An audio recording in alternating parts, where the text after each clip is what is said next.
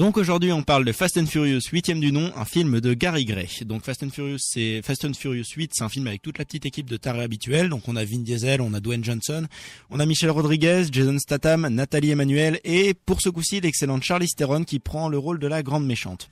L'histoire rapidement, c'est toute la petite équipe qu'on suit plus ou moins depuis Fast and Furious 5 en fait, qui se retrouve une fois de plus réunis, et ce coup-ci ils vont tous devoir faire face au chef de la meute qui représente la saga depuis le tout premier film, Dominic Toretto, l'homme qui s'est marié en Marcel et qui met sa mesure à n'importe qui sur un 400 mètres tant qu'il a des roues et un moteur.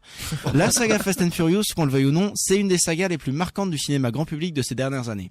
Et c'est aussi une des sagas qui a le plus évolué au fil du temps, puisqu'on est passé d'un film de bagnole cheap où ça volait des lecteurs DVD quand même, à des films d'action ultra ambitieux et complètement barrés à base de satellites, de sous-marins, on y reviendra, de gros flingues, de The Rock qui fait des conneries et qui tape sur des gens, et éventuellement avec une voiture bien chère qui pove une fois de temps en temps.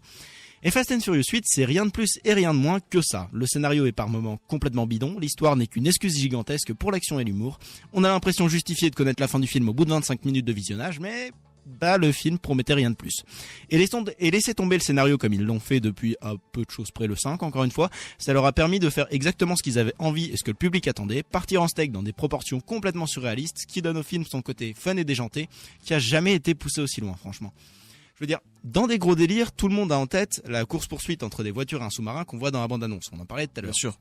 Mais c'est loin d'être le pire, et j'ai un exemple tout trouvé. Mieux qu'une course-poursuite avec un sous-marin, mieux que la piste de décollage de 352 km et demi, ce film vous offre sans pression et avec une immense fierté une course entre une voiture et un missile à tête chercheuse. Sur la banquise, parce que pourquoi pas. Après, on va pas se mentir, le film a quand même tendance à prendre ses spectateurs pour des pigeons. Par exemple, ils essayent de nous faire croire qu'en fait le méchant du set, qui est joué par Jason Statham, pareil, on y reviendra, ça serait pas vraiment un méchant et que du coup, au final, il s'intègre plus ou moins à la famille des gentils parce qu'au fond, il a un petit cœur sensible qui bat dans sa cage thoracique de tueur multirécidiviste coupable de dizaines de meurtres de sang-froid.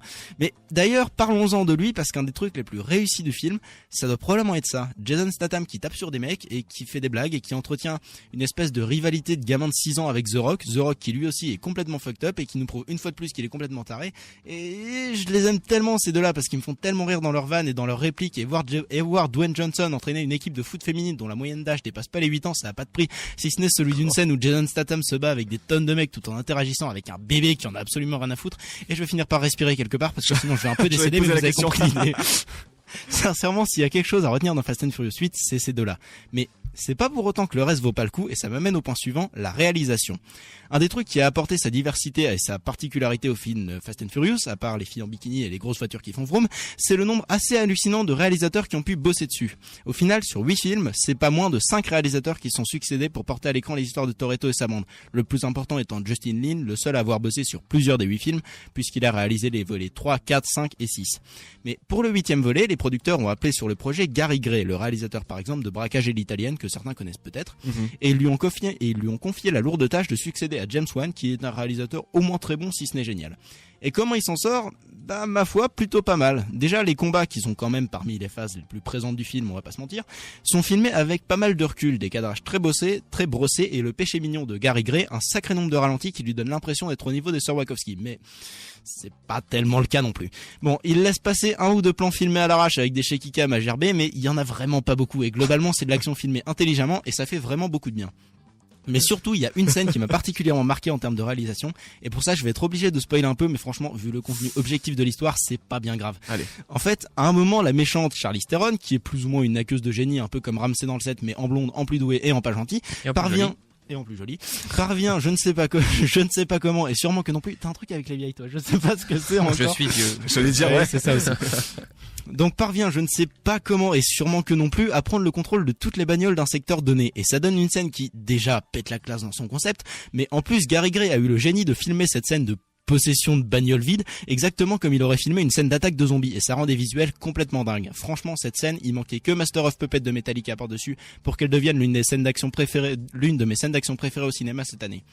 Et pour finir cette chronique, parce qu'il va bien falloir finir un jour, on va un peu parler du gros problème bien visible de ce film. Parce que d'accord, le scénario est complètement con, mais malgré ça, on sent bien qu'il y a quand même un énorme trou dedans de toute façon.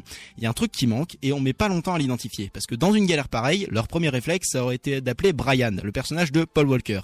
Et là, les scénaristes se sont retrouvés coincés, parce que Paul Walker, qui, je le rappelle, est mort vers la fin du tournage de Fast and Furious 7, c'était pas tellement possible de le faire revenir, mais en même temps, c'est un personnage trop important, donc c'était pas possible non plus de juste l'oublier dans le film. Alors, ils essayent de l'arbre d'un truc, hein, et clairement on leur en veut pas de pas avoir pu faire mieux, parce que concrètement ils pouvaient pas faire beaucoup mieux compte tenu de la situation. Mais si un truc qui manque à Fast and Furious 8, c'est Paul Walker. D'ailleurs on a droit à un autre hommage très symbolique, un autre que le 7 qui était déjà vraiment pas mal, un autre hommage très symbolique le concernant à la fin de ce 8e volet que je vous laisserai découvrir par vous-même. Parce que oui, malgré son scénario un peu débile, malgré ses retournements de situation un peu niais, je ne peux que vous conseiller d'aller voir Fast and Furious 8 parce que c'est de l'action fun, décomplexée et sans aucune limite.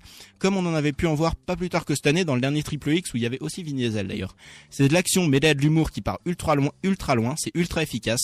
Ce film c'est vraiment un gros trip à 200 à l'heure et franchement ça fait du bien, ça détend. Donc voilà, si vous avez envie de passer un moment sans trop vous prendre la tête à rien faire d'autre que voir The Rock et Jason Statham enchaîner les vannes et les coups de poing, si vous voulez voir de l'action débile au possible qui défie les lois de la physique, si vous voulez voir du Vin Diesel énervé qui défonce des mecs à tour de pneus, je ne peux que vous encourager à aller voir Fast and Furious. Merci Loïc.